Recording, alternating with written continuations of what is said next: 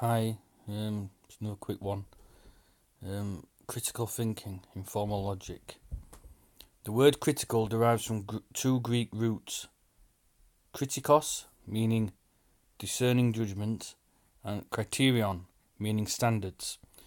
Etymologically, then, the word implies the development of discerning judgment based on standards. Those standards are derived from the Trivium. Uncritical individuals. Intellectually unskilled thinkers. The overwhelming preponderance of people have not freely decided what to believe, but rather have been socially conditioned, indoctrinated into their beliefs. They are unreflective thinkers. Their minds are products of social and personal forces they neither understand, control, nor concern themselves with. Their personal beliefs are often based in prejudices.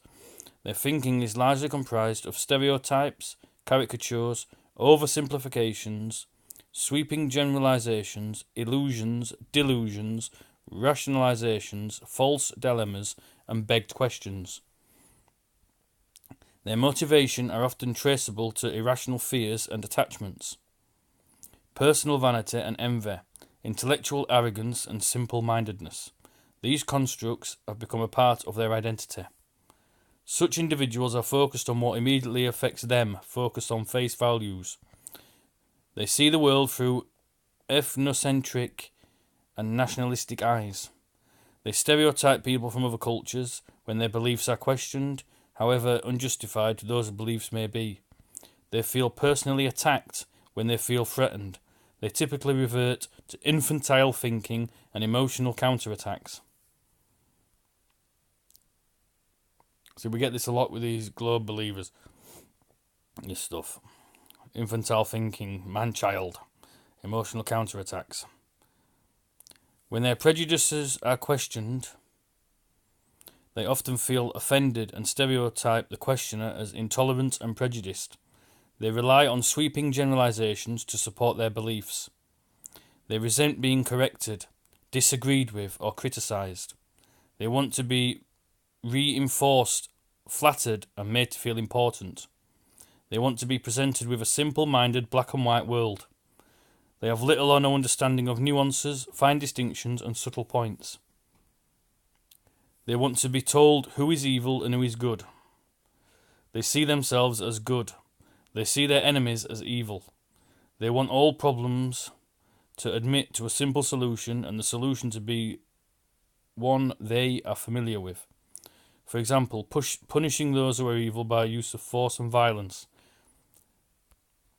Visual images are much more powerful in their minds than abstract language.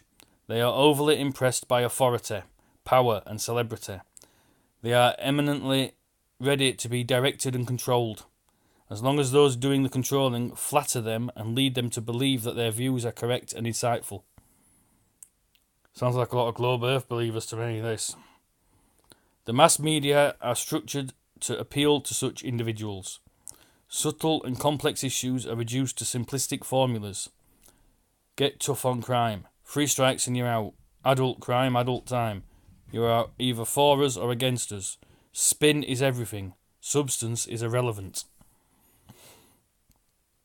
Skilled manipulators. Weak sense critical thinkers. There is a much smaller group of people who are skilled in the art of manipulation and control. These people are shrewdly focused on pursuing their own interest without respect to how that pursuit affects others. Though they share many of the characteristics of uncritical thinkers, they have qualities that separate them from uncritical individuals.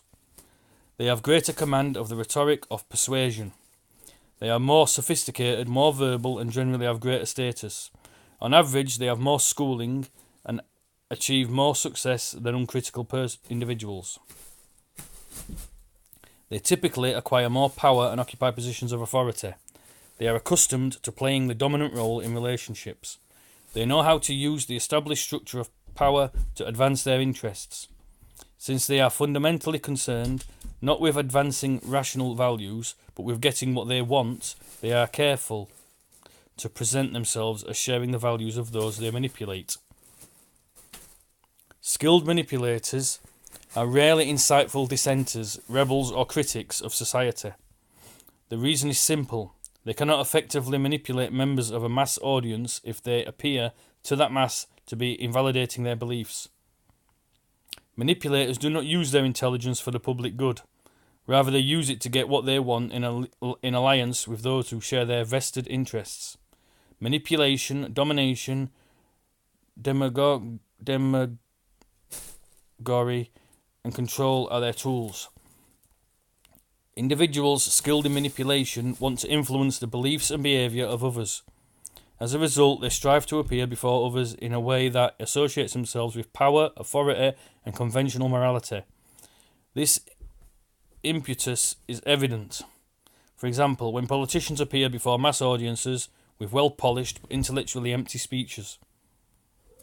There are a number of alternative labels for the roles that manipulators play, including the spin master, the con artist, the sophist, the propagandist, the indoctrinator, the demagogue, and often the politician.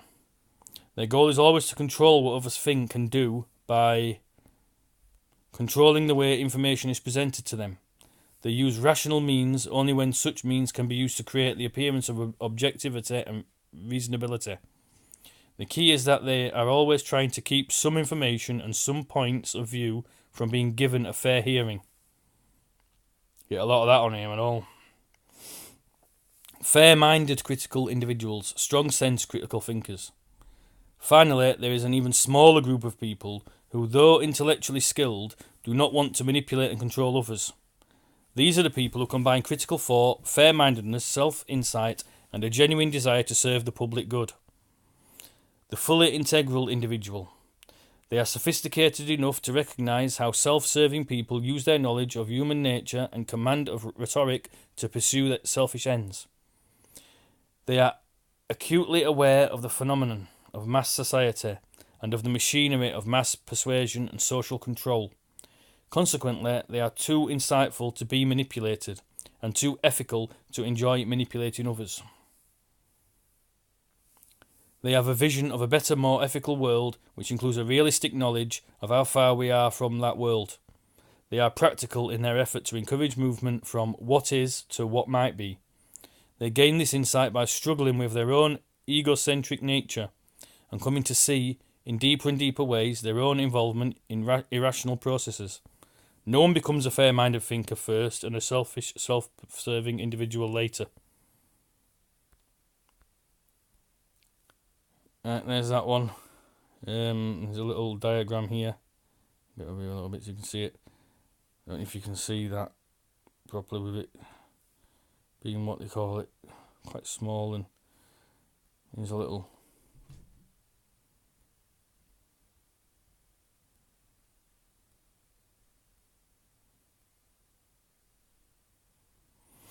training to learn and think. Grammar, knowledge, logic, understanding, rhetoric, application of knowledge and understanding.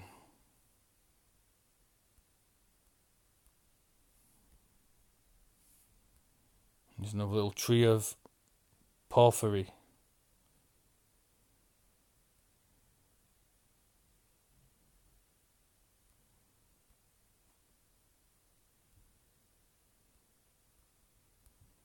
Next one we're going to go on to is the philosophic E letter.